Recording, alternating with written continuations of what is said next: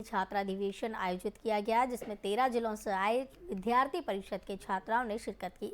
इस अधिवेशन का शुभारंभ लोकसभा सांसद अजय टम्टा ने दीप प्रज्वलित कर किया।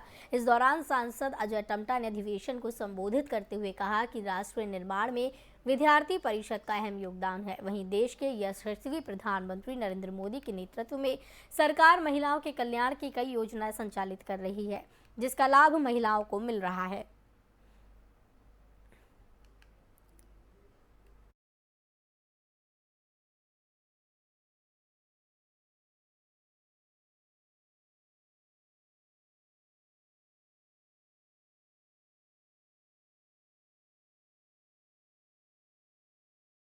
आज अल्मोड़ा जनपद में पूरे प्रांत का अखिल भारतीय विद्यार्थी परिषद का प्रांत का सम्मेलन है, एक दिवसीय। आज के कार्यक्रम में मुझे भी रहने का अवसर प्राप्त हुआ है और बहुत अच्छा है कि मेरी सामाजिक क्षेत्र में काम करने की शुरुआत भी विद्यार्थी परिषद से हुई थी, आज से लगभग 25 से 27 साल पहले। तो ये संगठन अपना लगातार विद्यार्थियों के बीच में जो भी राष्ट्र निर्माण के लिए अपना योगदान हो सकता है, किस प्रकार से हम भी अपना योगदान दे सकते हैं, ऐसा ये संगठन विद्यार्थियों के बीच में लगातार वर्षों से काम कर रहा है। और इनके द्वारा बहुत सारे, अपने विद्यार्थी परिषद के द्वारा बहुत सारे ऐसे भी चीज़ें दी जाती हैं जिससे कि नैतिक शिक्षा है, हमारी देश की राष्ट्रीय शिक्षा है और राष्ट्र को किस प्रकार से आगे ले जाने में विद्यार्थियों का योगदान होना चाहिए और नई पीढ़ी को भी प्रशिक्षित करने का काम हमारे विद्यार्थी परिषद करता है। और इसलिए ये एक अति महत्व का विषय है। जहां हम अपने पढ़ने पढ़ाने की बातें करते हैं, अन्य चीज़ों की बातें करते हैं, उस पर वो सबके साथ भी कहीं ना कहीं इस देश के अंदर एक राष्ट्र निर्माण के लिए विद्यार्थियों को प्रेरित करना भी अपने आप में एक विशेष महत्व का विषय है जो विद्यार्थी परिषद कर रहा है। आज अल्मोड़ा जनपद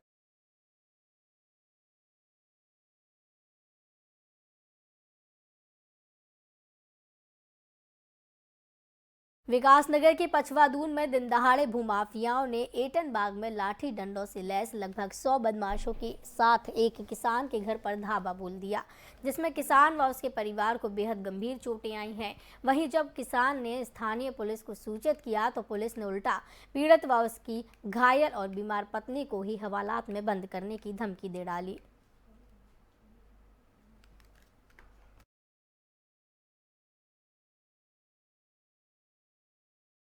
सर ये भूमाफिया है सर, हमारे कुछ भारगी में कुछ सर एक दो गाँवों के में सर इन लोगों ने अभी एकदम से बिना बताया सर हमारे घर पे हमला एकदम से करके फुकरे हथियार पटल वगैरह सब कुछ लेके आए थे।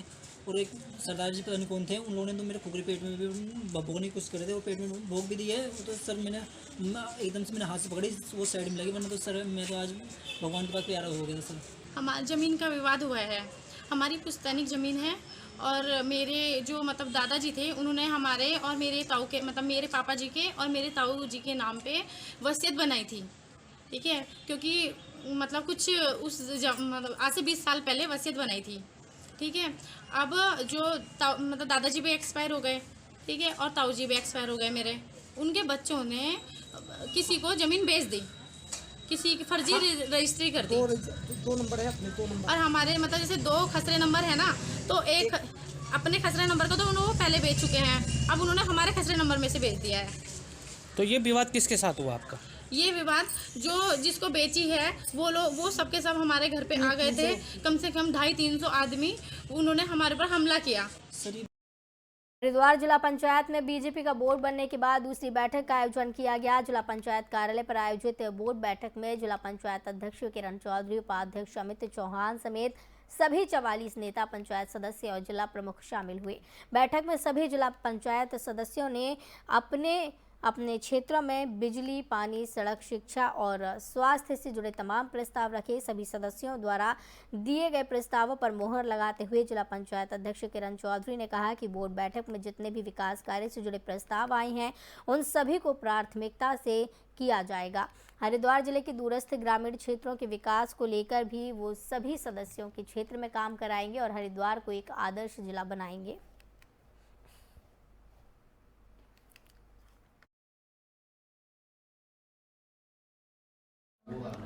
आज जिला पंचायत की पहली बैठक हुई है। इसमें सभी सदस्यगण,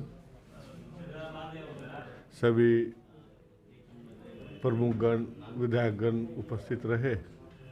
सबके प्रस्ताव आए और आराम तक बहुत आराम से सभी के अपनी अपनी बात रखी, अपनी बात करी। जो भी गांव को उद्धार के लिए, उसके लाभ के लिए जो भी काम होंगे, कुछ भी काम होगा, उसमें ऐसा नहीं कि एक यही काम होना चाहिए। जो काम इन लोगों के भले के लिए, जो गांव में बसते हैं उनके भले के लिए होगा, वही काम करेंगे। भारतीय जनता पार्टी का बोर्ड बना है, इसमें 2-4 को छोड़कर अधिकतर सब भारतीय जनता पार्टी में आ गया। पूरा जिला हमारे लिए एक है और सबकी प्रस्ताव लिए सब एक समान हुक्म। दिव्यांगों के लिए चलाई जा रही योजनाओं को जन जन तक पहुंचाने का काम भी किया जा रहा है। आपको बताते चलें कि हल्द्वानी के सभागार में सक्षम संस्था का जिलाधिवेशन मनोज पाठक पूर्व प्रदेश प्रशिक्षण प्रमुख ने शुभारंभ किया, जिसमें दिव्यांगजनों को एवं विभिन्न संस्थाओं के माध्यम से दिव्यांगों के क्षेत्र में काम कर रहे संस्था प्रमुखों को संबोधित किया गया। मनोज पाठक ने कहा कि सक्षम ने दिव्यांगों के क्षेत्र में सेवा करते हुए पूरे प्रांत में प्रगति की है।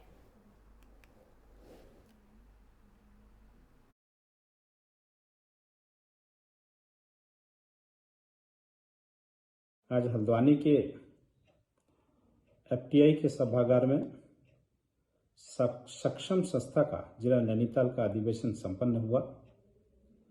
दिव्यांगों के बीच में श्रेष्ठ कार्य कर रहे सक्षम के सभी पदाधिकारी, कार्यकर्ता एवं विभिन्न समाजसेवी संगठन जो कि दिव्यांगजनों के लिए काम कर रहे हैं, उन सबको साधुवाद है, उन सबको धन्यवाद है और उन सबको बधाई भी है। साथ ही मेरा आग्रह है कि जिस तरह से भारत देश के यशस्वी प्रधानमंत्री श्रीमान नरेंद्र मोदी जी एवं उत्तराखंड प्रदेश के यशस्वी मुख्यमंत्री धामी जी के द्वारा विकलांगों के लिए समाज कल्याण के माध्यम से विभिन्न योजनाएं स्थापित की गई हैं, उनके क्रियान्वयन में सक्षम के सभी कार्यकर्ता सहयोग के भाव से काम कर रहे हैं, उनको श्रेष्ठ बधाई। आज हल्द्वानी ऊधम सिंह नगर की सितारगंज में पुलिस महकमे में उस समय हड़कंप मच गया जब रोड दुर्घटना में घायल एक युवक की 6 दिन बाद इलाज के दौरान मौत हो गई, जिसके बाद ग्रामीणों ने शव को कोतवाली गेट पर रखकर जमकर हंगामा किया। साथ ही गुस्साए लोगों ने नकुलिया चौराहे पर पहुंचकर प्रदर्शन किया और जाम लगा दिया। इसके बाद जुलूस की शक्ल में कोतवाली पहुंची और गेट के बाहर सड़क पर शव रखकर प्रदर्शन करने लगे। बता दें कि जनपद के हल्दा निवासी मुन्ना लाल ने आरोप लगाया कि 14 नवंबर को ग्राम हल्दुआ निवासी अरुण अपने साथी अजय के साथ बाइक से जा रहे थे, तभी उनकी बाइक असंतुलित होकर किसी व्यक्ति से टकरा गई। इस दौरान कुछ लोगों ने अरुण और अजय के साथ मारपीट कर दी, जिससे अरुण गंभीर रूप से घायल हो गया। इसके बाद उसे हल्द्वानी के एक अस्पताल में भर्ती किया गया था। पुलिस ने मुन्ना लाल की तहरीर पर मुकदमा दर्ज कर जांच शुरू कर दी थी, मगर इसी बीच अरुणा की अस्पताल में उपचार के दौरान मौत हो गई।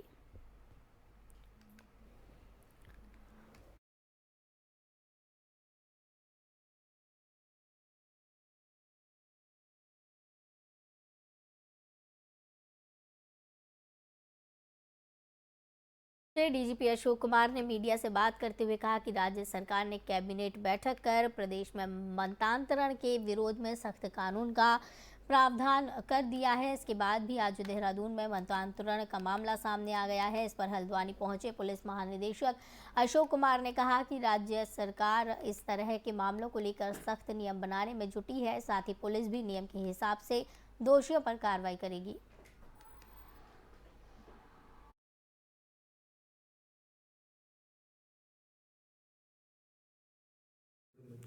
देखिए, धर्मांतरण के मामले में राज्य सरकार का अभी आपने कैबिनेट का निर्णय देखा है, वो इस कानून को बहुत सख्त बनाया जा रहा है। जो ही वो कानून आ जाएगा तो मुझे लगता है उसका बहुत बड़ा इम्पैक्ट आएगा, क्योंकि पहली बार ऐसा होगा कि 10 साल की सज़ा होगी। लेकिन सर पहाड़ों पे नहीं देखा, तो पहाड़ों में भी मामले बढ़े हैं, देहरादून में भी आया नहीं, जो भी यहाँ भी होगा और वो जो कानून के दायरे में गलत होगा तो 100% कार्रवाई होगी। LIU या इंटेलिजेंस को भी ऐसे लगाया जाएगा जो अंदरूनी पता करे, क्योंकि दबाव में ज़्यादातर कराया जा रहा है धर्मांतरण। तभी तो राज्य सरकार द्वारा सख्त बिल लाया जा रहा है, और जब वो कानून आ जाएगा तो उसके अनुसार कार्रवाई होगी। और हमारी जो पुलिस और LIU पहले से भी सजग है, आगे भी सजग रहेगी और कार्रवाई करेगी एक्ट के हिसाब से। नहीं, देखिए, हमारे पास शॉर्टेज बहुत है। किन्हीं कारणों से पिछले 6 साल से भर्ती नहीं हुई है। 2016 के बाद पुलिस में कोई भर्ती नहीं हुई है, तो हमने माननीय मुख्यमंत्री से अनुरोध करके अभी 2022 में लगभग 2000 लोगों की भर्तियां प्रचलित हैं, जिनमें से 1521 कांस्टेबल लेवल के हैं, बाकी हैं। तो ये प्रोसेस पूरा होने के बाद भी हम पे 2000 वैकेंसी रह जाएगी। तो हमारे माननीय मुख्यमंत्री जी ने आश्वस्त किया है कि जो एक कांस्टेबल की भर्ती हम 2023 में भी लेंगे, जिससे कि जब ये भर्तियां पूरी हो जाएंगी तब हमारी शॉर्टेज जो है कम होगी। सर, बॉर्डर पुलिसिंग को किस तरह से मजबूत किया जाएगा, कुछ पुलिस को और हाईटेक किया जाए, इससे भी ज़रूरत है? क्योंकि बॉर्डर के मामले में हम हमेशा से सजग हैं और नेपाल सीमा पहले के अपेक्षा ज़्यादा संवेदनशील हो चुकी है। तो उसी तरह से हमने अपनी पुलिस को निर्देशित किया है, एसएसबी से भी कोऑर्डिनेट करते हैं और जो बेस्ट पॉसिबल है टेक्निकली एंड अदरवाइज वो सारे स्टेप्स उठाए जा रहे हैं। उत्तराखंड में धर्मांतरण को लेकर प्रदेश सरकार ने सख्त कानून बनाने की पैरवी की है। पिछले दिनों हुई धामी कैबिनेट की बैठक में इस प्रस्ताव को कैबिनेट ने अपनी मंजूरी दे दी। प्रदेश में जबरन धर्मांतरण कराने वालों के खिलाफ सख्त कदम उठाते हुए उन्हें प्रावधान किया जा रहा है। इसी बीच उत्तराखंड की राजधानी देहरादून में भी देश के अन्य हिस्सों की तरह धर्मांतरण का मामला सामने आया है। पुलिस ने कुछ लोगों की सूचना पर ईस्ट कैनाल रोड स्थित एक घर में दबिश दी, जहां पर 50 से 60 लोग धर्मांतरण के खेल में लगे हुए थे। पुलिस कई लोगों को उठाकर अराघर चौकी में ले आई और पूछताछ की। हालांकि पकड़े गए लोग कुछ भी बोलने को तैयार नहीं है। उनका कहना है कि वे लोग खुद अपनी मर्जी से प्रार्थना करने के लिए आए थे। वहीं आरोप लगाने वाले कई लोगों ने कहा कि यहाँ पर काफी दिनों से लोगों का आना जाना था। ये लोग धर्म परिवर्तन की संदिग्ध गतिविधियों में शामिल थे। ये लोग काफी समय से धर्म परिवर्तन करवा रहे हैं। पुलिस इस मामले में कुछ भी बोलने को तैयार नहीं है। बीजेपी के प्रदेश अध्यक्ष महेंद्र भट्ट ने कहा कि देवभूमि में इस तरह के कृत्य को कतई बर्दाश्त नहीं किया जाएगा। जो लोग इस तरह के खेल में शामिल हैं उन्हें बेनकाब किया जाएगा। उन्होंने मुख्यमंत्री से भी अपील की है कि इस तरह के लोगों को चिन्हित कर दंडित करें। तभी सरकार को कानून लाने पड़ते हैं और मैं मुख्यमंत्री धामी जी का इधर से आभार व्यक्त करता हूँ कि उत्तराखंड देवभूमि है। देवभूमि इसकी बहुत आवश्यकता थी क्योंकि टारगेटेड हो जाते हैं क्योंकि जबरन धर्मांतरण ये अभिशाप है और ख़ास तौर पर देवभूमि के लिए इसको कड़ाई से लागू करना ये हम सबका कर्तव्य भी है। और मुख्यमंत्री जी का मैं इसलिए भी आभार व्यक्त करता हूँ कि आखिरी कड़ा कानून उत्तर प्रदेश से भी कठोर कानून यहाँ लागू होगा तो इस प्रकार के जो हथकंडे लोग अपनाते हैं उन पर अंकुश करिए। लगातार कई दिन से यहाँ पर चर्च चलाई जा रही है। लगभग 1 साल से सूचना मिल रही थी, लेकिन हमने कहा कई कीर्तन होता है, आदमी हम भी भजन कीर्तन करते हैं। लेकिन बड़ी घटना तो तब घटी जब यहाँ पर ईसाई बनाने का काम लगातार हर महीने, जो कि 3 अभी मेरे एक व्यक्ति से बात हुई, उसे कह रहे कि 3 महीने हर साल लगातार आ जा और तेरे बच्चों की फीस हम बिल्कुल फ्री कर देंगे।